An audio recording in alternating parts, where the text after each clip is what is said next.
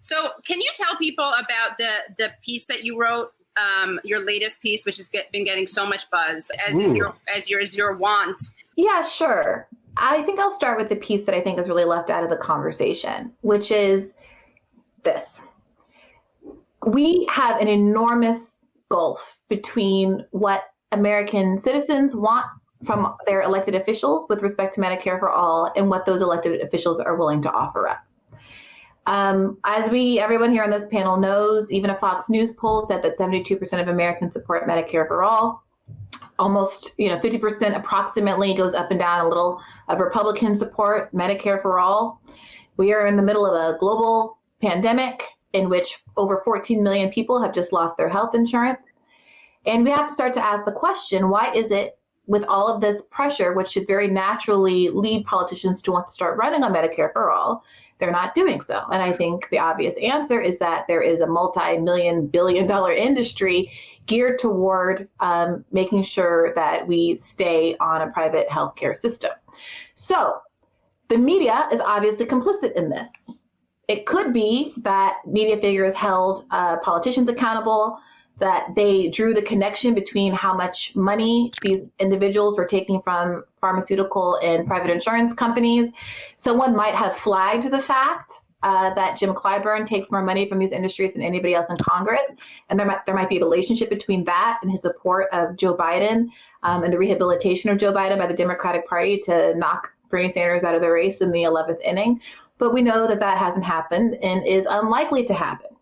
So when Jimmy Dore surfaced this idea, I have got an actual plan to get us a vote on Medicare for all in the House of Representatives.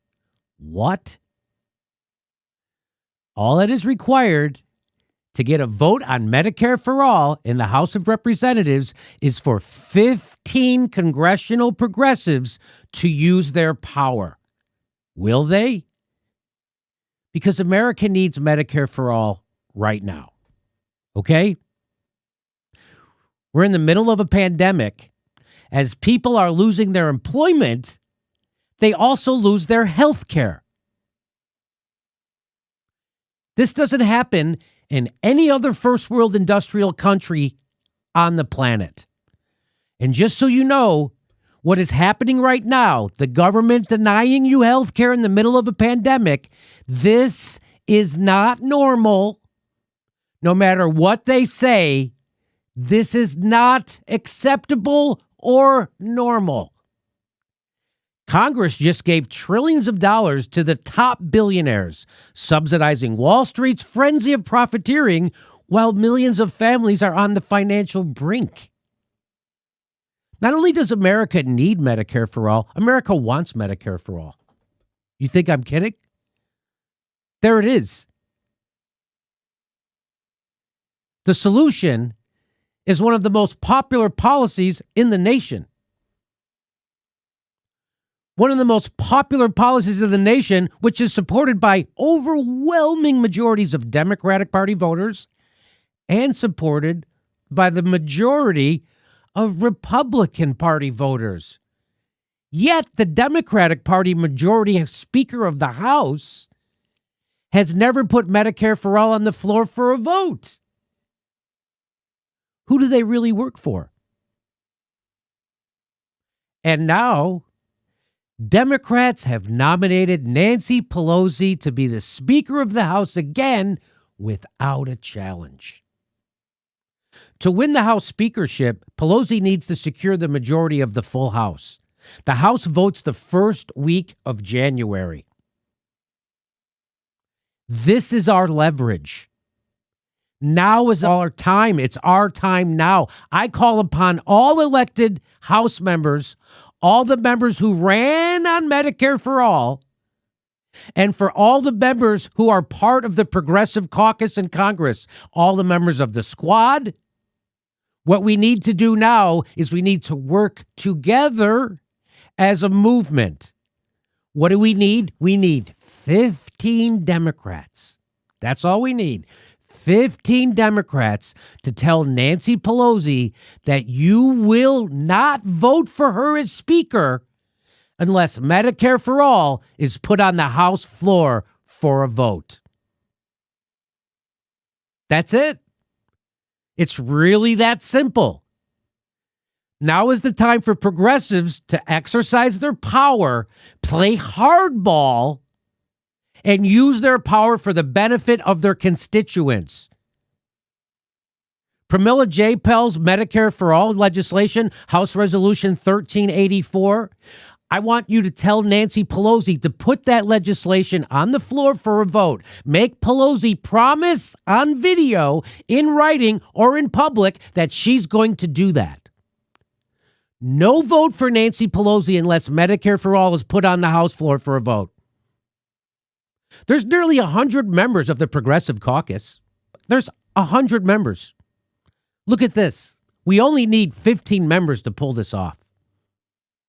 15 members withholding their vote for Nancy Pelosi will show that progressives are willing to exert power to help the people. So when Jimmy Dore surfaced this idea, and it naturally caught fire in a really organic way, and galvanized people, made a lot of people on the left feel hopeful. And like there was a fight still to be had that could advance our interest. I thought it was a really good idea, largely because in the absence of any other strategy to force the media to pay attention to that enormous chasm between where Americans are and where their politicians are, I think this is an opportunity that's too good to exploit. And we're not going to have it again. This pandemic is obviously horrible. I think today is like the highest death toll that we've ever had. But if there could be any silver lining out of this, it should be that it has laid bare the vulnerabilities in our healthcare system. Our political leadership has admitted, it has acknowledged that healthcare should be free for COVID sufferers. And there is a real slippery slope between that and acknowledging that healthcare should be free at point of service for all. And you saw how vulnerable they are there when I simply quote tweeted Kamala Harris in the spring saying, free healthcare for COVID is a good start, but what if someone is dying of cancer or diabetes and the entire internet collapsed? They know there's a vulnerability there, and I think this is an amazing opportunity to exploit it, not just because of the pandemic, but also because Nancy Pelosi is someone who is one of the most unpopular politicians in America. Her popularity rating is worse than Trump, and the fact of Nancy Pelosi being the linchpin in all of this is guaranteed to draw a certain amount of media attention, if only from the right, who will relish the idea of her being bent over the proverbial barrel. Fun. Yeah.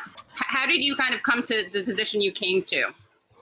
Well, I am as aware as anyone of how Jimmy Dore is perceived. I've had my own little dust-ups with him in the past. But the thing is, I was listening to the counter arguments and none of them were substantive. I mean, it was all, I don't like Jimmy Dore, which is fine.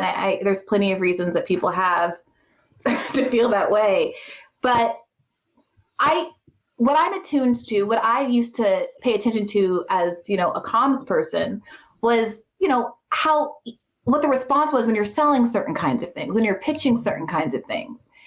And, I'm not saying I'm some expert. I'm not Bernie Sanders who's been going to rooms and talking to people for 40 years, but I did have experiences on my campaign of feeling what sunk and what landed in terms of a pitch. And when you see a natural groundswell of enthusiasm around an idea, I don't think that one's first instinct should be to poo-poo it or say, this isn't the idea I would have chosen. This isn't the best potential strategy. If there are other positive things to ask for, other useful things to ask for, I think we should make those demands as well. I think that David Sirota is right to have pointed to some of the more wonky things that, the Jimmy Dores and the me's of the world aren't going to come up with. And those things can be used in tandem with the floor vote. But I think that there are particular aspects of the floor vote that you can call them performative, you could call it theater, but I call it effective in galvanizing the kind of grassroots movement that would be necessary to really press this issue home. So yes, as I say in my article, you also would need, and I would hope that the progressive members of Congress, if they were to pursue this option, would reach out and try to galvanize support among labor and other activist groups, including Black Lives Matter, who we all know managed to galvanize millions of people in the street this summer, and who have as part of their platform universal health care.